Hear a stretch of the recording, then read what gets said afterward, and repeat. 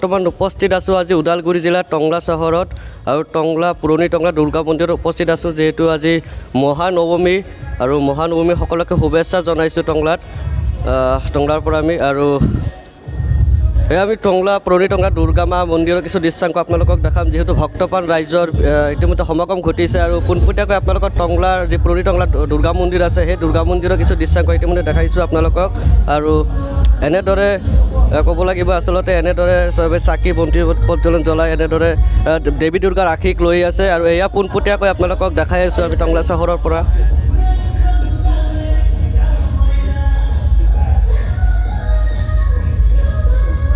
দেখিবলৈ পাইছে ভক্তবান ৰাইজে এনেদৰে পূজা অৰ্চনা কৰি আছে টংলা চহৰৰ পৰা আমি পোনপটীয়াকৈ আপোনালোকক দেখাই আছোঁ দৃশ্যাংশ। আজি যিহেতু মহানৱমীলৈ উখল মাখল এক পৰিৱেশ বুলি ক'ব লাগিব। এনেদৰে দেৱী দুৰ্গাৰ পূজা অৰ্চনা চলি আছে মহানৱমীৰ পোনপটীয়াকৈ টংলা চহৰৰ পৰা আমি দেখাই আছোঁ আপোনালোকক।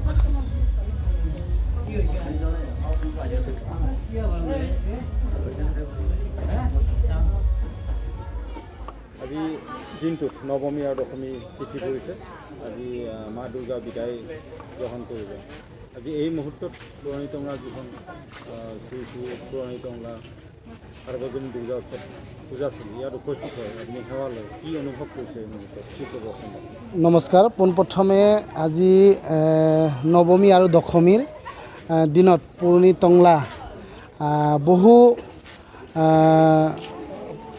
ঐতিহাসিক এটা পুৰণি মানে মন্দিৰ বুলি ক'ব লাগিব আৰু 400 বছৰ আগৰ শ্ৰী শ্ৰী দুৰ্গা উৎসৱ এই মন্দিৰ স্থাপন হৈছিল আৰু বিশেষকৈ আজি মই আহি পালোঁ আৰু যোৱাকালিও মই আহিছিলোঁ আৰু ইয়াতে বিভিন্ন অঞ্চলৰ পৰাই ৰাইজে আহি সমাগম হৈছে আৰু আজিও ঠিক তেনেকুৱা সমাগম হ'বলৈ হৈ আছে। ঠিক সময়মতে যিহেতু বৰষুণৰ প্ৰতিকূল বতৰ, এই বতৰৰ মাজত ৰাইজৰ যথেষ্টখিনি সমাগম দেখিবলৈ পাইছোঁ, কিন্তু সময়মতে যিহেতু আমাৰ এই অঞ্চলত বিজনেছৰ প্ৰতি বিভিন্ন ব্যস্তত তাৰ মাজতো সময়মতে ৰাইজে আহি সমাগম হ'ব আৰু বিশেষকৈ আমি গম পাইছোঁ ইতিমধ্যে ঠিক আজি নৱমী আৰু দশমীৰ সাংস্কৃতিক সন্ধিয়াও আছে আৰু এই সাংস্কৃতিক সন্ধিয়াত গুৱাহাটীৰ পৰাও ছিংগাৰ আহিব আৰু ইয়াতে উখল মাখল এটা পৰিৱেশ আৰু বছৰে বছৰে এই পুৰণি টংলা সাৰ্বজনীন যি দুৰ্গা উৎসৱত মই প্ৰত্যেক বছৰে আহোঁ আৰু যিটো আহি দেখা পাওঁ ৰাইজৰ মাজত খুব মানে উখল মাখল এটা পৰিৱেশ আৰু পোনপ্ৰথমে মই সকলোকে পুনৰবাৰ মই শাৰদীয় দুৰ্গা পূজাৰ শুভেচ্ছা জ্ঞাপন কৰিছোঁ। সকলোৱে শান্তি সম্প্ৰীতিৰে জীয়াই থাকক, মিলা প্ৰীতিৰে জীয়াই থাকক। এই অঞ্চলত আমি বিভিন্ন জাতি জনগোষ্ঠীৰ মাজত যাতে একেলগে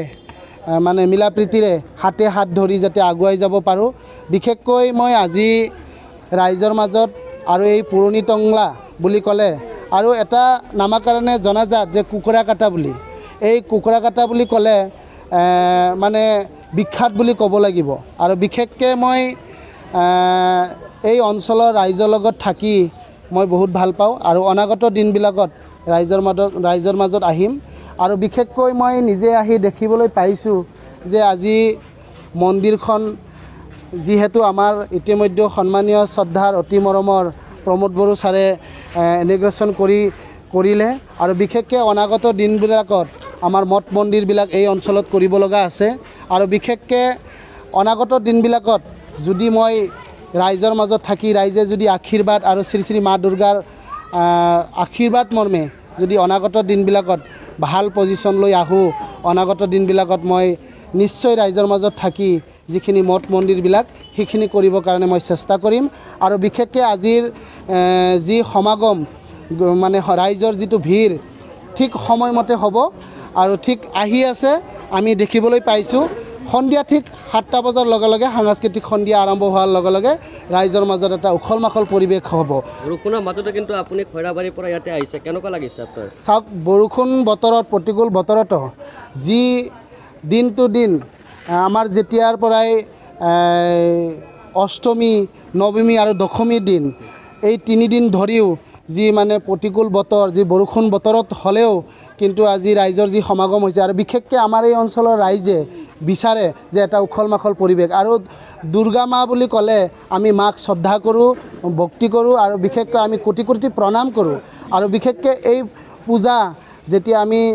দুৰ্গা মাৰ যেতিয়া আমাৰ দুৰ্গা উৎসৱ হিচাপে পালন কৰোঁ তেতিয়া ৰাইজে সদায় মানে আশাত থাকে যে আমাৰ দুৰ্গা উৎসৱটো কেতিয়া আহিব তো ঠিক তেনেকুৱা আজিৰ দিনটোত যিটো আমাৰ নৱমী আৰু দশমীৰ দিন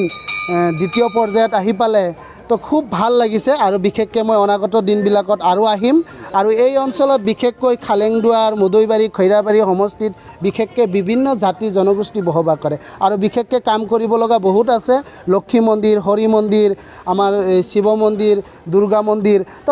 ঠিক তেনেকুৱা বহুত কৰিব লগা কাম আছে বুলি মই ভাবোঁ কাৰণ বহুত জেগাতে আমি দেখিবলৈ